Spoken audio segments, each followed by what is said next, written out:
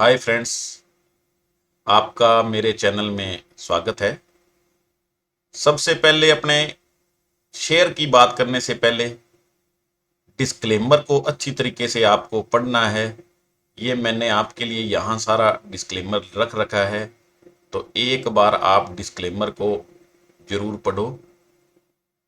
Like I am not a SEBI registered adviser, और जो भी इंफॉर्मेशन मैं दे रहा हूँ शेयर मार्केट के बारे में, शेयर मार्केट में किसी भी शेयर के अप और डाउन जाने के बारे में, ये सारे मैं मेरे एक्सपीरियंस के हिसाब से दे रहा हूँ।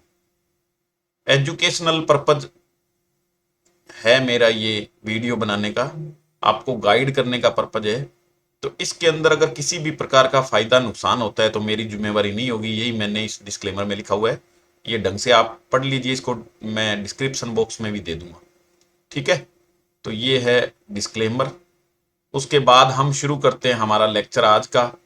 इसके अंदर ये मेरा जैसे चैनल है, इसके अंदर आप सब्सक्राइब बटन दबाकर, और ये चैनल को अगर सब्सक्राइब नहीं किया है तो सब्सक्राइब कर सकते हैं। मेरे चैनल का नाम है रवि कुमार।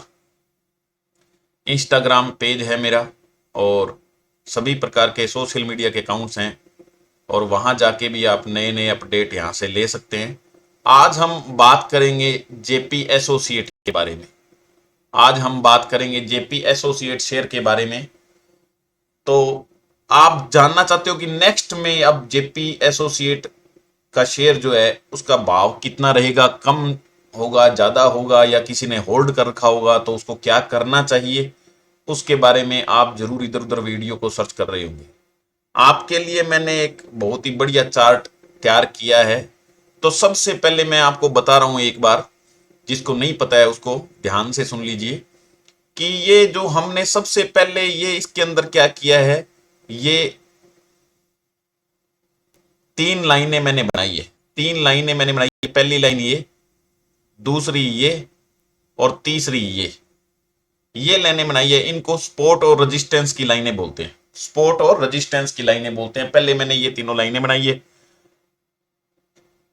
अब एक जो लाइन है, चाहे ये है, चाहे ये है, चाहे ये है, हर एक लाइन एज ए सपोर्ट भी काम करती है और एज ए रेजिस्टेंस भी काम करती है। यानी सिर्फ एक लाइन दो काम भी करती है। अब जो नए हैं उनको मैं बता दूं दो काम कैसे करती है। अगर हम नीचे से चलते हुए ऊपर जाएंगे, शेयर अपने यहां है इस पॉइंट पर, और हम ऊपर जा रहे हैं, तो ये जो पहली लाइन है ये पहला रेजिस्टेंस, दूसरी लाइन दूसरा रेजिस्टेंस, और तीसरी लाइन तीसरा रेजिस्टेंस रहेगा। रेजिस्टेंस का मतलब रुकावट।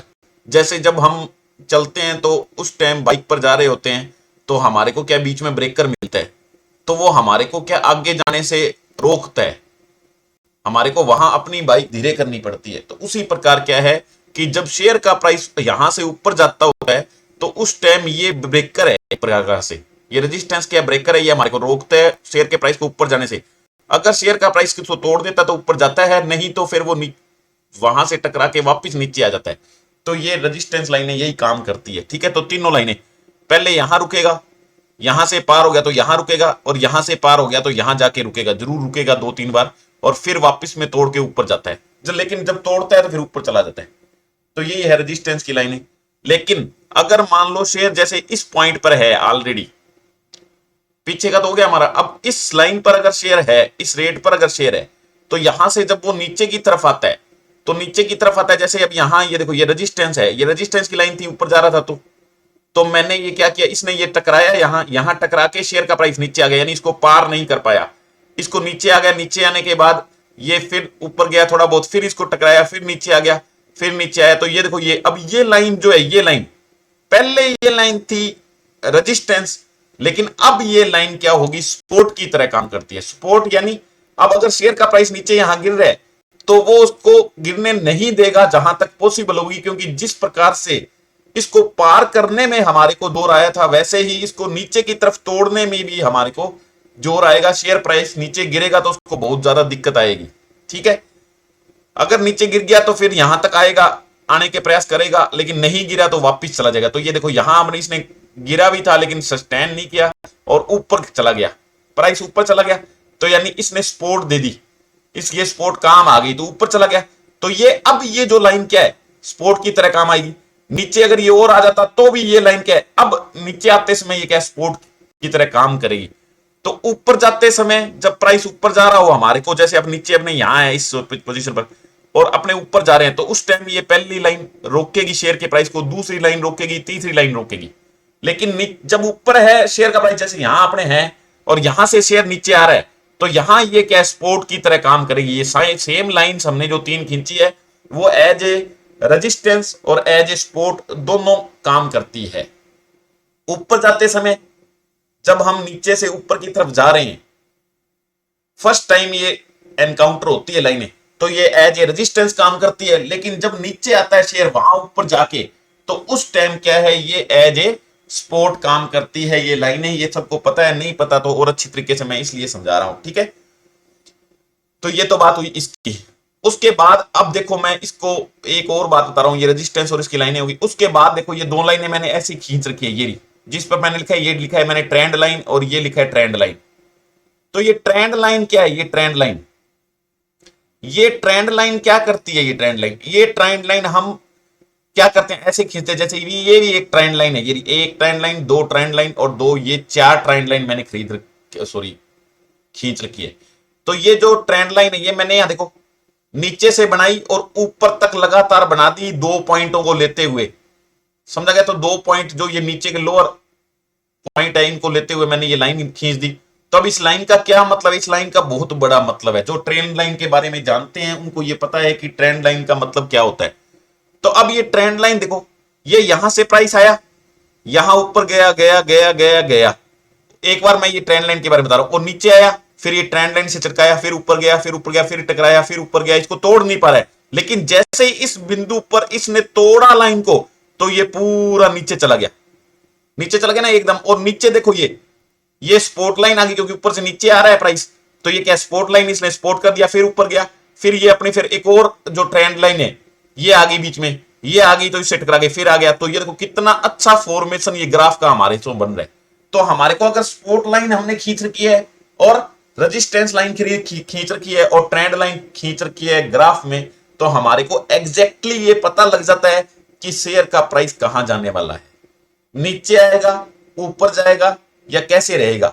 अब जैसे मैंने ये एरो बनाया, इसमें लिखा है ये देखो रेजिस्टेंस है, ये ऊपर जाते समय ये लाइन रेजिस्टेंस की तरह काम करेगी, ये जो रेजिस्टेंस की तरह काम करेगी, ये लाइन जो है ये भी रेजिस्टेंस की तरह काम करेगी। तो इस प्रकार से आप समझ सकते हो, ये जब ऊपर से आएंगे तो ये देखो सपोर्ट की तरह काम कर रही है, ये लाइन सपोर्ट की तरह काम कर रही है और ये लाइन भी सपोर्ट की तरह काम कर रही है। ये जो लाइनें मैंने बनाई है ये सारे प्राइस को देख के बनाई है। तो ये ट्रेंड लाइन है, ये भी एक ट्रेंड लाइन है और ये दोनों भी ट्रेंड लाइन है, ये मैंने बनाई है, ठीक है। अगर ट्रेंड लाइन नहीं बनानी आती है तो मेरे को कमेंट करना, मैं आगे के लेक्चर में आपको ट्रेंड लाइन खींचना भी सिखाऊंगा और सपोर्ट और रेजिस्टेंस किस प्रकार से हम खींचते हैं, लाइनें कैसे बनाते हैं ग्राफ पर, चार्ट पर, वो भी मैं आपको समझाऊंगा। तो आज मैं ये टारगेट के बारे में बात कर रहा था। तो इसके अंदर देखो नेक्स्ट जो ट्यूसडे को जब मार्केट ओपन होगी, क्योंकि मंडे को तो हॉलीडे है मार्केट की, तो जब ट्यूसडे को मार्केट खुली होगी तो उस टाइम क्या कितना ये क्या सीन दिखाने वाला है, ये मैं बात कर रहा था आपसे। तो ये सबसे पहले जिसको नहीं पता, ये देखो ये जो लाइन है इस लाइन को देख लो, ये लाइन है और प्राइस यहां अपना खड़ा है 21.10 पर, समझा गया। तो 21.10 पर खड़ा है, ये भी ग्रीन जोन में है। ये जो ट्रेंड लाइन थी इसको इसने पार कर रखा है और पार ही बंद कर दिया। पार बंद करने का मतलब है कि ये पूरा यहां तक यानी 22.85 तक इसको कोई रुकावट नहीं है। अगर अच्छा वॉल्यूम होगा और शेयर का प्राइस ऊपर जा रहा होगा तो जरूर ये एकदम ऊपर जा सकता है, यहां से सीधा सीधा 22.85 का यहां से टारगेट है, ठीक है। लेकिन अगर ये यहां से कोई दिक्कत होने वाली है, मार्केट गिर जाती है, एकदम गिरता है, तो अगर इसको नीचे बंद हो जाता है, स्टैंड लाइन से नीचे बंद हो जाता है, तो उसके फिर नीचे टारगेट ये ट्रायंगल तक ही खुलते हैं, बस दिक्कत होती है। और आगे मैं इसके बारे में और भी इसका बताऊंगा। तो ये चार्ट तुम्हारे क्या शो कर रहा है ये मैं बता रहा हूं। ये हमने जो कैंडल ले रखी है ये है हैकरनेशी कैंडल, ये हैकरनेशी कैंडल है, सबसे अच्छी कैंडल होती है हैकरनेशी मेरे अकॉर्डिंग, इसलिए मैं ये लगाता हूं। और ये मैंने चार्ट ले रखा है 1 आवर का, यानी एक जो कैंडल बन रही है एक कैंडल वो 1 आवर को इंडिकेट कर रही है, ठीक है।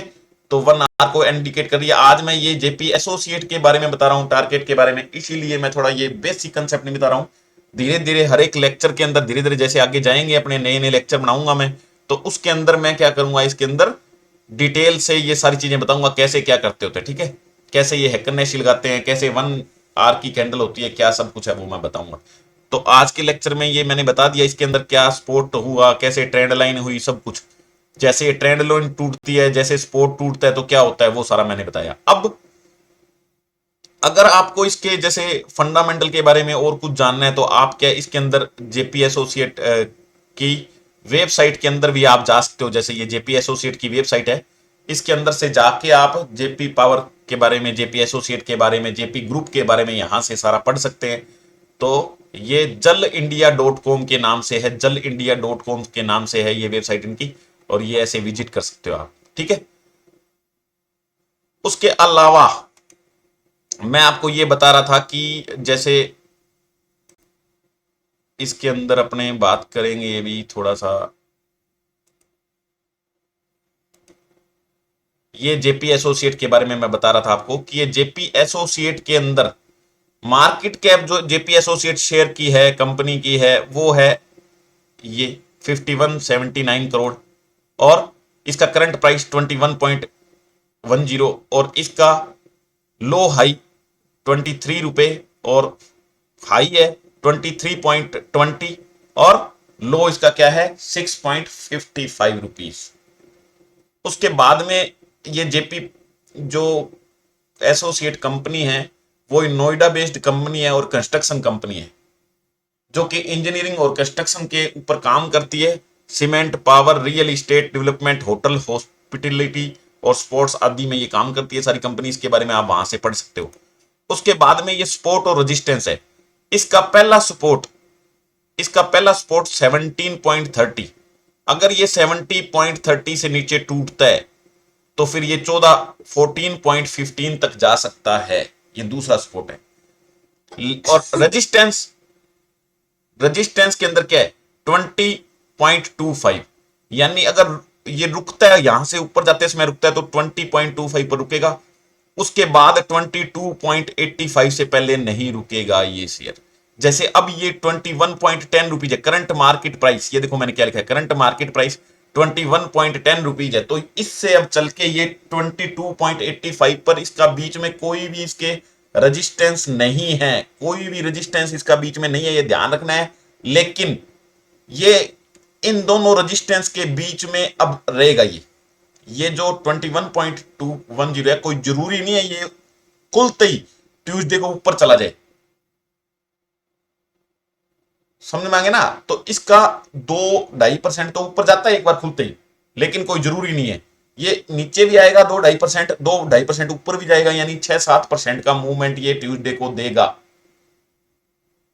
तो लगभग 20.40 से लेकर 20.40 से लेकर 21.40 तक तो ये निश्चित रूप से इसका ट्यूसडे का टारगेट है।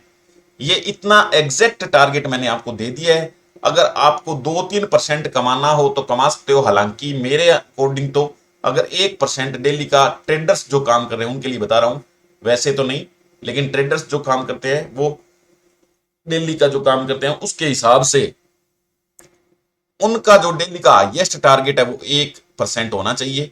और अगर इन्वेस्टमेंट करने वाला बंदा है वो तो अगर साल में 20% लेता तो वो बहुत ज्यादा है, सही तो वही है। लेकिन अब ट्रेडर जैसे डेली की बहुत ट्रेडिंग करते हैं तो वो 1% डेली का कमाना चाहते हैं कम से कम। तो आप ये मैंने टारगेट जो बता दिया 100% ये टारगेट आने वाला है ट्यूसडे को, यानी ये यहां से कम 2% ऊपर जाएगा कम से कम, और यहां से 2% कम से कम नीचे जाएगा, ये ट्यूसडे का टारगेट है। मैं डेली अब शेयर के बारे में बताता रहूंगा, जो मेन शेयर हैं मेरी नजर में उनके बारे में बता रहूंगा, जो चलने वाले शेयर हैं, वैसे बहुत शेयर हैं शेयर मार्केट में, लेकिन बताता रहूंगा। उसके अलावा मैं डेली लाइव स्ट्रीम चलाऊंगा, डेली लाइव स्ट्रीम भी चलाऊंगा 1 घंटे की, उसमें भी आप आ सकते हैं, ठीक है। रात को चलाऊंगा तो 1 घंटे की डेली लाइव स्ट्रीम चलाऊंगा, उसके अंदर भी आप आ सकते हैं और मेरे वीडियो भी देख सकते हैं, और कमेंट करके मेरे को बताएंगे कि आज की इस वीडियो में आपने नया क्या सीखा, जो आपने पहले कभी नहीं सीखा वही।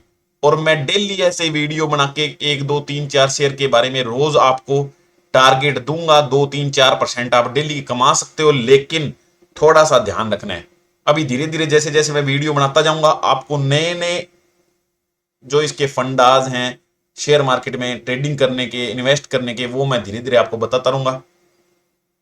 ठीक है। और एक बात और मैं बताना चाहता हूं आपको कि ये मेरा कॉन्टेक्ट फोरम है, ये कॉन्टेक्ट फोरम।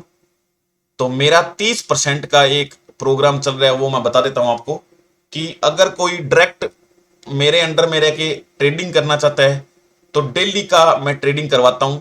2 3 4 दिनों में, 1 2 दिनों के अंदर अंदर मैं क्या है ट्रेडिंग क्लोज कर देता हूं, मेरी डेली करता हूं, डेली बेसिस पर करवाता हूं। तो उसमें मैं जितनी भी प्योर अर्निंग होती है, जितनी भी प्योर अर्निंग होती है मेरे क्लाइंट की, फ्रेंड की, उसकी अर्निंग होने के बाद, ब्रोकरेज करने कटने के बाद जितनी प्योर अर्निंग होती है उसका 30% कमीशन मैं लेता हूं अर्निंग होने के बाद। ठीक है। तो इसमें कोई दिक्कत नहीं है कि अर्निंग और पैसे लग जाएं, इसकी भी गारंटी है कि कोई पैसे आपके नहीं लगेंगे कभी भी। 1 साल के अंदर अगर आपका 1 रुपये का भी नुकसान होता है, जितने आप लगाए थे उतने आपको नहीं रहते हैं 1 साल बाद, तो मैं आपको वो रिफंड करूंगा। और प्रॉफिट लेने के बाद मैं 30% लेता हूं, ये मेरा नियम है। तो जो ये चाहता है कि मैं 30% पर काम करना चाहता हूं, उसमें आपको कुछ नहीं करना।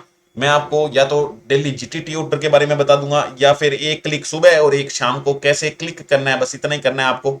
आपको कोई मार्केट ऊपर जा रही है नीचे जा रही है उसके बारे में कुछ सोचना नहीं है।